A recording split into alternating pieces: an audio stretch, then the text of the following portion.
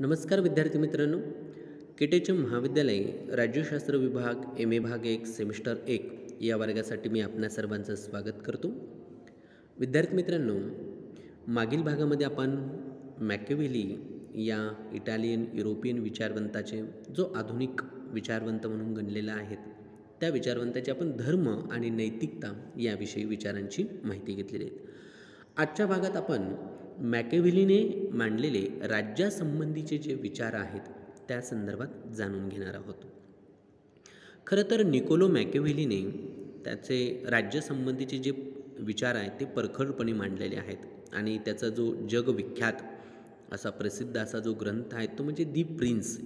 या ग्रंथामध्ये त्याने राज्य म्हणजे काय, राज्याचं स्वरूप कसं असतं, ते कसं असावं, आदर्श राज्य कसं असावं या विषयांची मते त्यांनी स्पष्ट केलेली आहेत.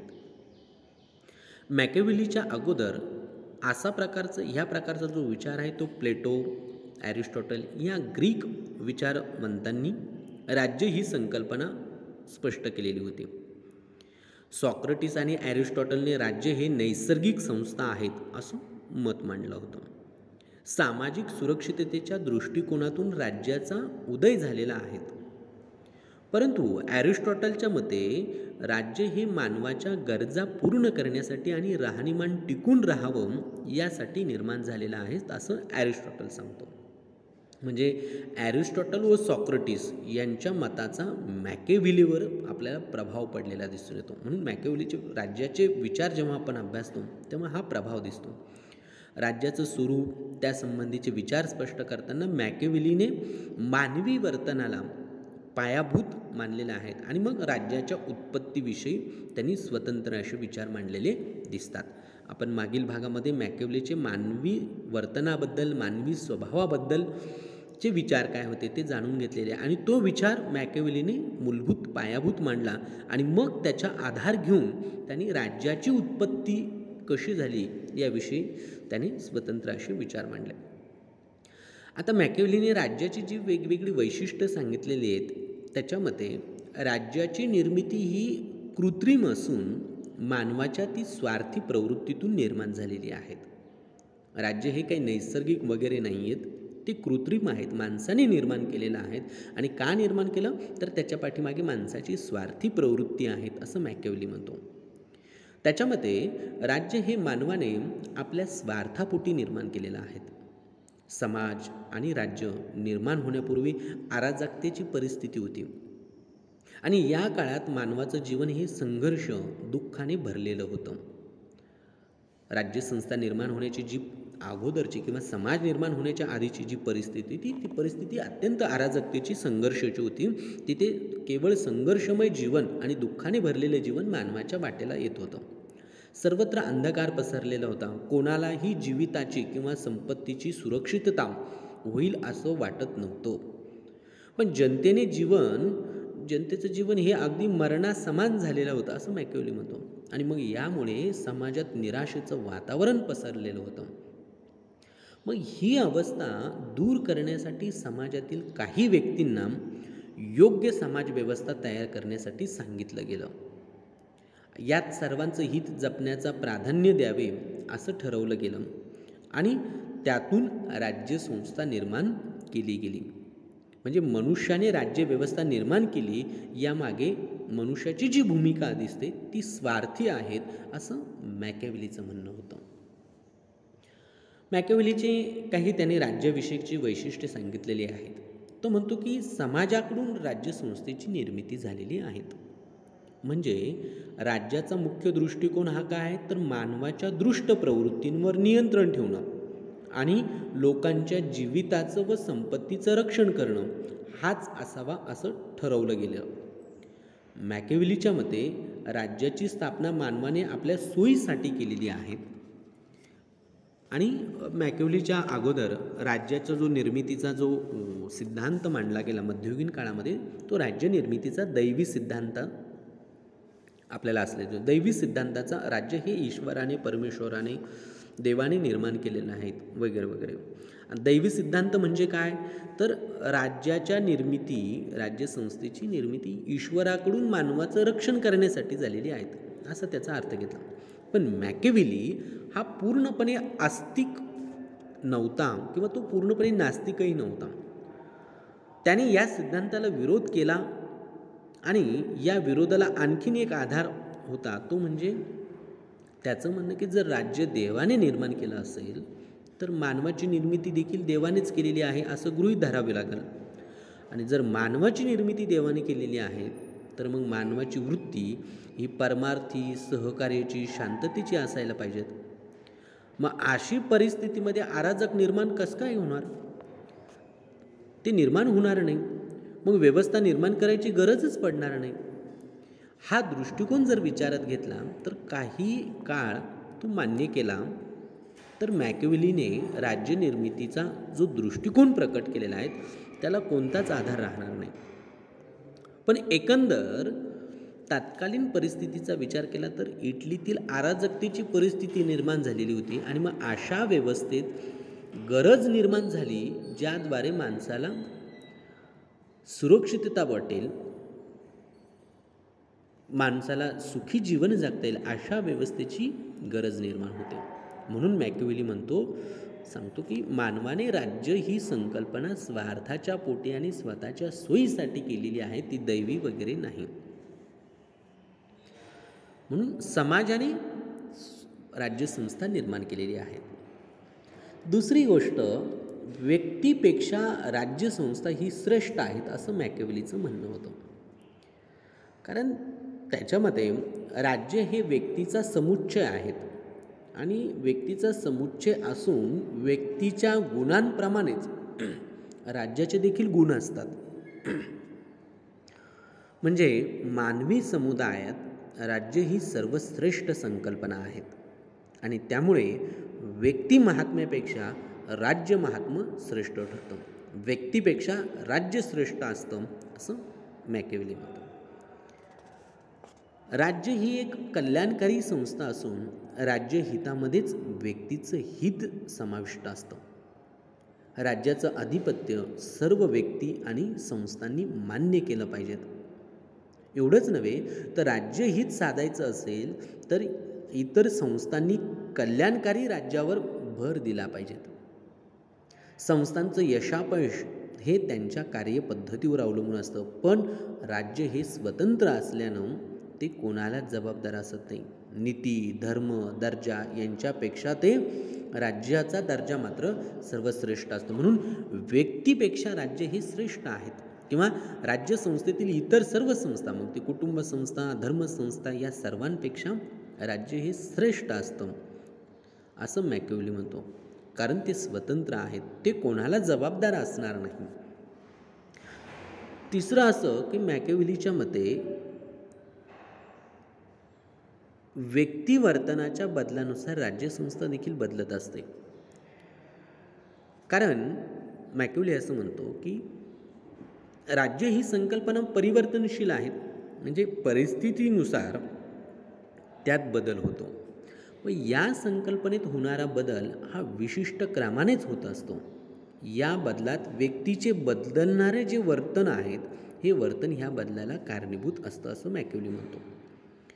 काळाच्या बदलानुसार व्यक्ती आपल्या वर्तनात बदल घडून आणत असते आणि या बदलांचा परिणाम हा राज्यपद्धतीत होत असतो. म्हणून राज्यपद्धत देखील बदलत जाते.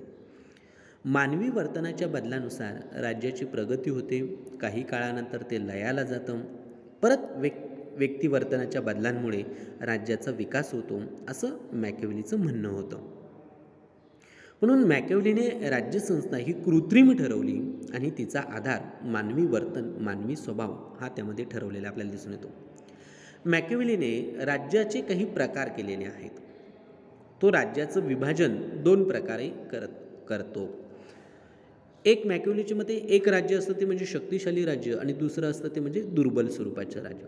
मग शक्तिशाली जी राज्य असतात तर त्या राज्यामध्ये मॅकेविलीच्या मते शक्तिशाली राज्यामध्ये क्षुल्लक स्वार्थाला महत्त्व नसतं. या राष्ट्राचं जे मुख्य उद्दिष्ट असतं ते आक्रमण करून आपल्या राष्ट्राच्या सीमा वाढवणं, अशा प्रकारचं राष्ट्राचं प्रमुख उद्दिष्ट असतं.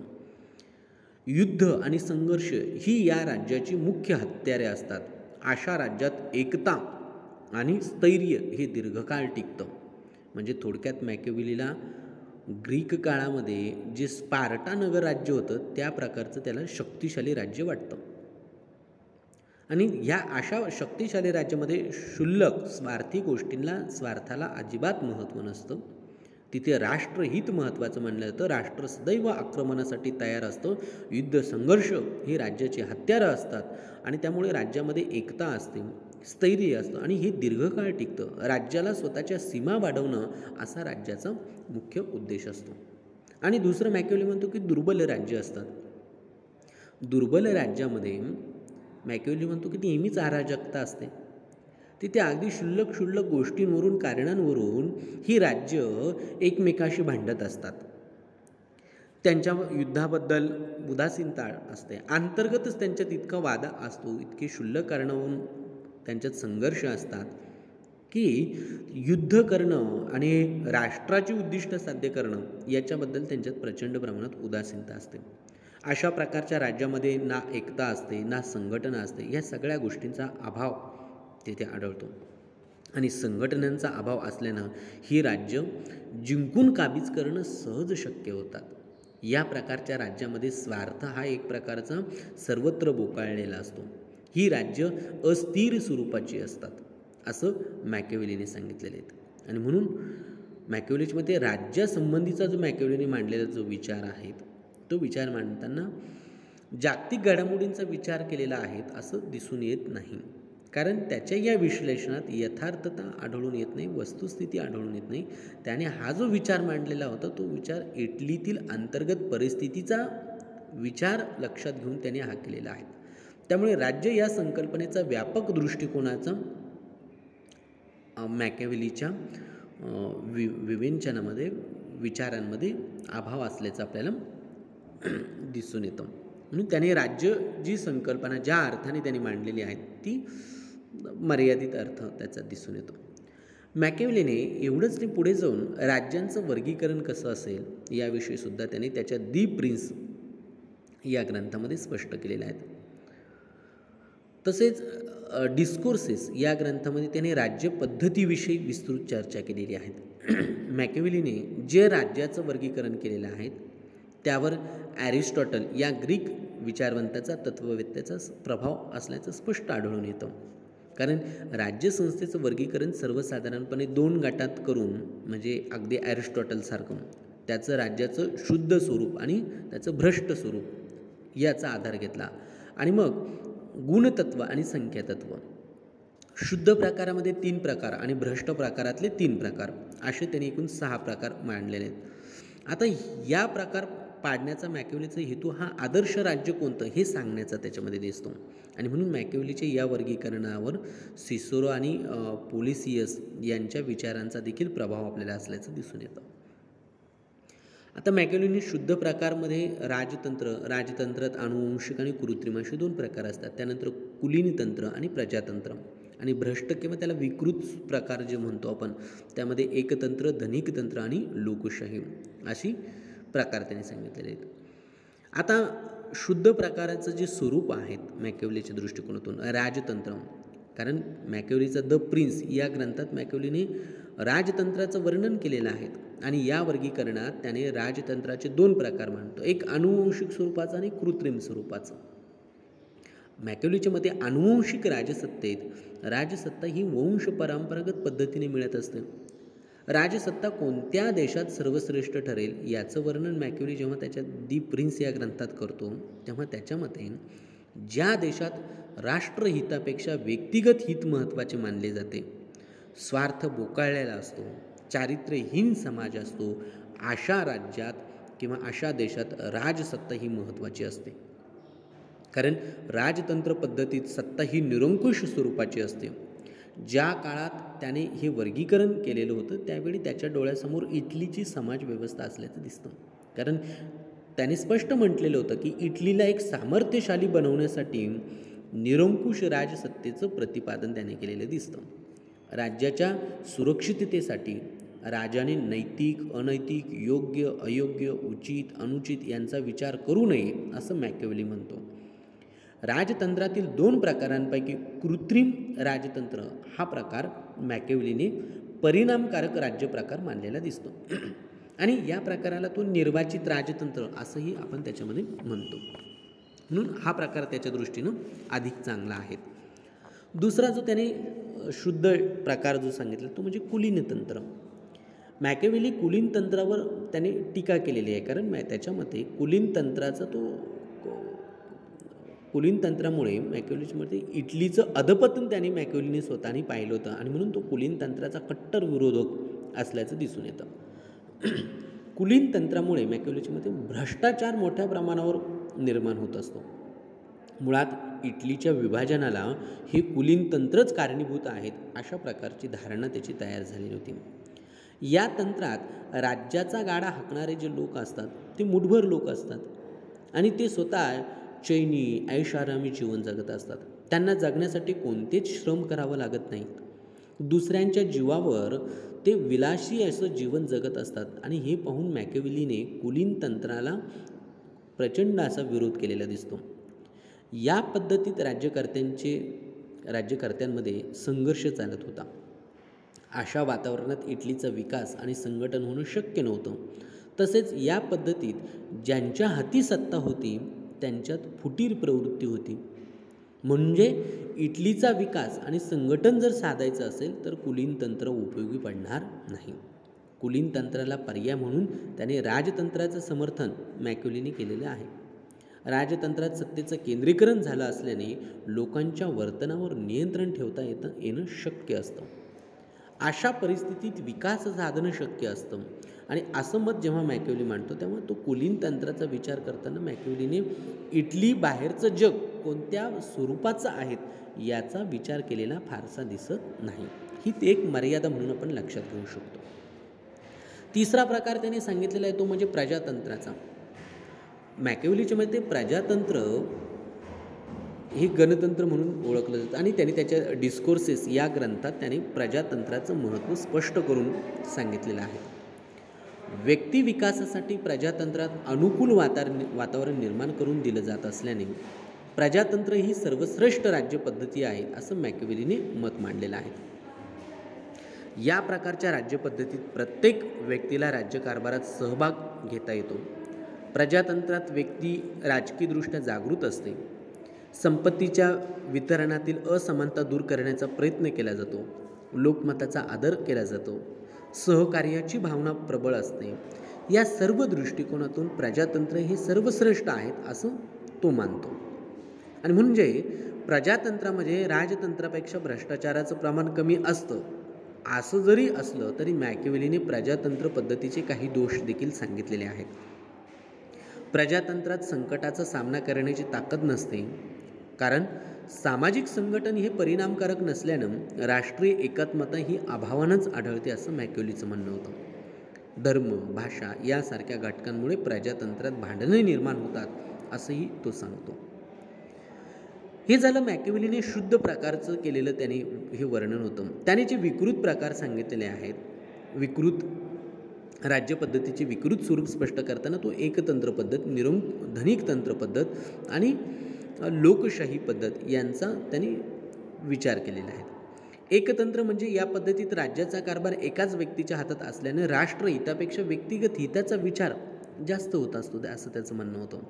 जे निर्णय घेतले जातात त्यांच्यात एक वाक्यता नसते आणि अचूकताही नसते. सामाजिक हिताला प्राधान्य फार कमी प्रमाणात दिलं जातं. त्याचप्रमाणे लोकहिताचा आदर केला जात नाही. सामाजिक प्राथमिकतेला दुय्यम स्थान दिलं जातं. परिणामी लोकांच्या गरजा पूर्ण करण्यासाठी एकतंत्र पद्धत किंवा त्याला आपण निरंकुश तंत्र असं म्हणूया, हुकुमशाही थोडक्यात, या प्रकारची पद्धत परिणामकारक ठरत नाही आणि म्हणून हा एक विकृत स्वरूपाचा राजकीय प्रकार आहेत असं मॅकियावेलीचं म्हणणं होतं. त्यानंतर धनिक तंत्र. या प्रकारच्या राज्यपद्धतीत राज्य काही व्यक्तीच्या हातात एकवटलेलं असतं. ज्यांच्याकडे विपुल संपत्ती असते अशा व्यक्ती राज्य करीत असतात. उत्पादन सामग्रीचा संचय काही व्यक्तींच्या हातात असतो. असे राज्यकर्ते हे राष्ट्रहितापेक्षा स्वहिताला जास्त महत्त्व देतात. तसंच ही पद्धत विषमतेकडे घेऊन जाणारी असल्याने मॅकियावेलीने या पद्धतीला विरोध केलेला आहे. कोणत्या?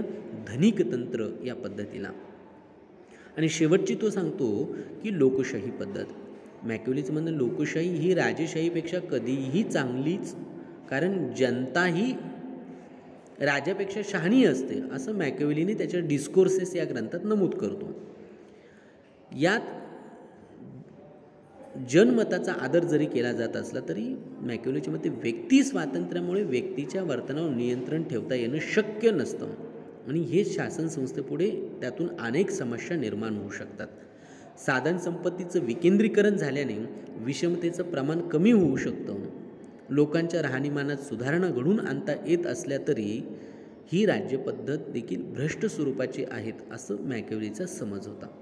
एकूण मॅकियावेलीने राज्यविषयक विचारांची मांडणी करून राज्याचे प्रकार पाडले, राज्याचं वर्गीकरण केलं आणि त्याचं हे जे वर्गीकरण होतं हे ग्रीक विचारवंतांच्या प्रभावातून त्याने हे वर्गीकरण केलेलं आपल्याला दिसून येतं. अशा पद्धतीनं आपल्याला थोडक्यात मॅकियावेलीचे राज्यासंबंधीचे विचार यांची मांडणी आपल्याला करता येते. पुढच्या भागामध्ये आपण मॅकियावेलीने राजकारणाविषयी मांडलेले मत किंवा त्याने केलेला राजाला जो उपदेश आहेत राज्यकर्त्याला तो काय होता त्याविषयी माहिती घेऊया. तोपर्यंत थांबूया. सर्वांचे धन्यवाद.